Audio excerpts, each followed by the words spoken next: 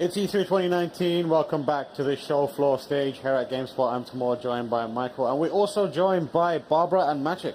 We're going to be talking about the unexpected announcement, one of the big surprises from E3 2019, a Blair Witch game.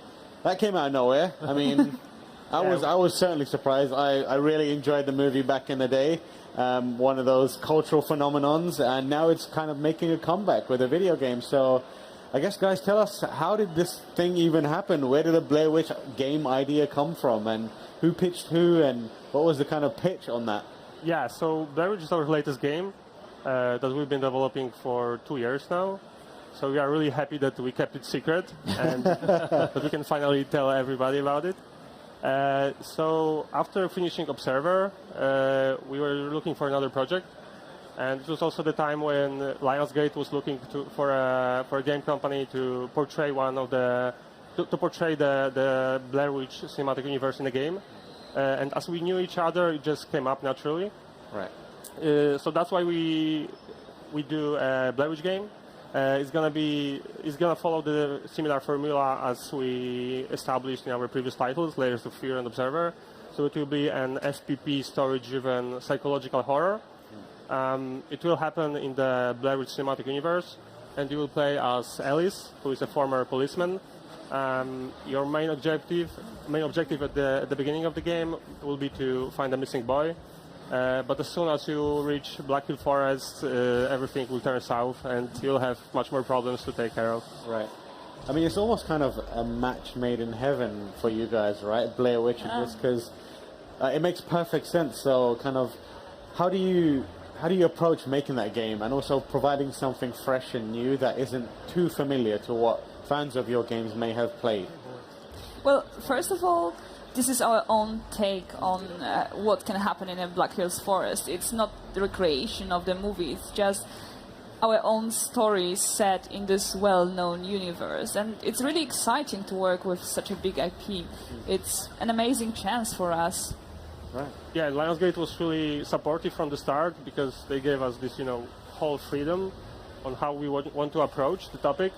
Because from the beginning they knew that we are more psychological than survival horror, right? But I think what we have in common is that Blair Witch and we as Bloober team, we love to, shift the environment around the players to, confuse them totally so they have no idea what's behind them or in front of them.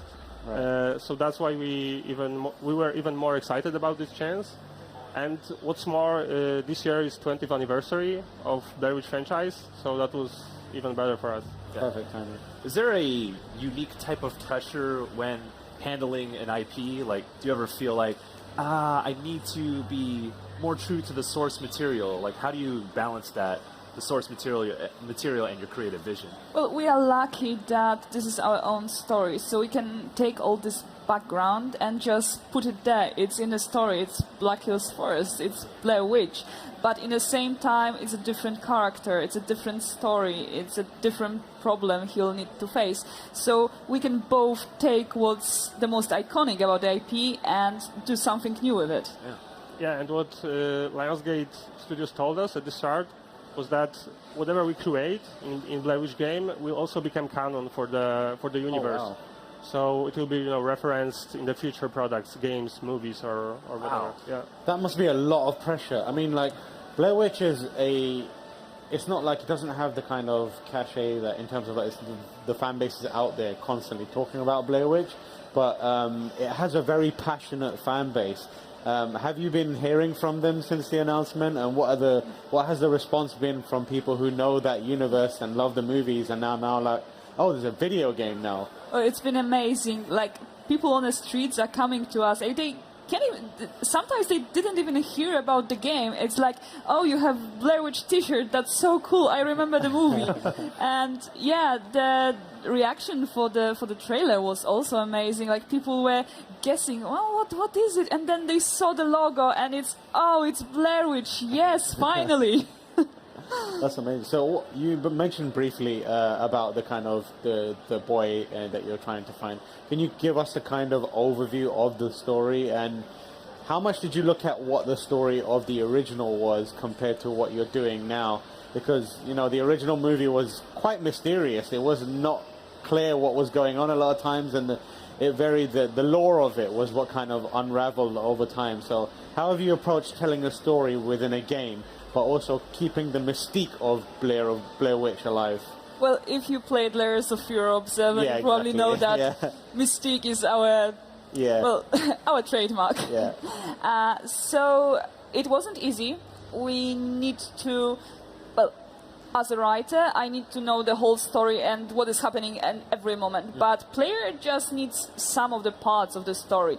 He needs to know what the character is currently thinking, but he doesn't need to know what is happening around him. That's the part of the mystery. Like, is it a witch? Are you just crazy? What's happening? Right.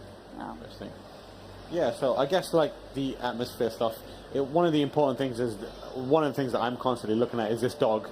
I want to know more about this dog because you can pet him. You can pet him. Yeah. So that Twitter account, can you pet the dog? Confirmed. Blair Witch, you can pet the dog. Breaking news. Breaking Tweet news. it out now. But like one of the things, the reason I'm thinking about it is like isolation is really important in these types of games, right? And for people to be scared, the idea of people who are tend to being scared, getting scared, the idea of having another presence around you is somewhat comforting. So can you talk a bit about the introduction of having the dog and why you thought it was good to have the dog and how much that dog plays into the actual game? Yeah, so that's actually pretty interesting because from the start, in the design process, we knew that we don't want to create like a whole party of characters. We wanted to focus on Ellis, especially on his backstory and his mental state and so on. But at the same time, we wanted to, give this anchor that he can hold on to if the things are really, really going bad. But at least for me personally, it's good to have someone in the forest, but it also creates this, fear for this person, right, or an animal. So it's not like the best case scenario. Someone with you in the forest. So you're saying you're being emotionally manipulative using a dog in Blair Witch? Well, no, but the dog is very important to the story and to the character, and we hope that player will really have this connection with him. That yes, I take care of you and you take care of me, because he's really important both story-wise and mechanical-wise. So you need to cooperate with him to really play the game. It's not like you can just, I will go there and the dog will go there. No, you need to have this cooperation. You need to communicate with each other what you want from him and what he wants from you. Right. Are there other aspects of the gameplay that you are evolving? Because I know that you have the background with Layers of Fear and Observer, but you also mentioned that this is still true to your past games. But how do you push it forward with Blair, or how are you pushing it forward with Blair? Yeah. Okay. So for the starters, we have Bullet, which was a huge challenge for us at the start because we never did an AI before at Blair team. And we did it from the scratch, so it was like a really, really big challenge for us. What's more, if you've played Layers of Fear or Observer, you know that we never really did combat in our games. There are some chase sequences or stealth sequences, but you never actually get to fight your enemies. And this time you will be able to do it.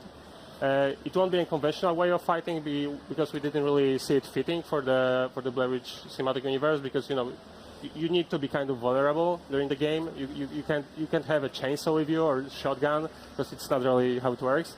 Right. So we gave the player a flashlight, which will work kind of similar to how Alan Wake's flashlight worked. So we'll be able to fend off the creatures with it. And also, I think what I think we did which was really cool, was a video camera mechanic. Yeah. Because this is this iconic item from the franchise, and we wanted to make it a really important item in the game. So that's why we will be able to solve different puzzles with it, puzzles that will be directly tied to the narrative, to the story, and find out more about your surroundings and the story of the game this way. So one of the things I'm really interested in about is you guys obviously. You delve into the psychology of a player to figure out how they, how to scare them, when to scare them. How does that work with the work that you do, Barbara, as a writer?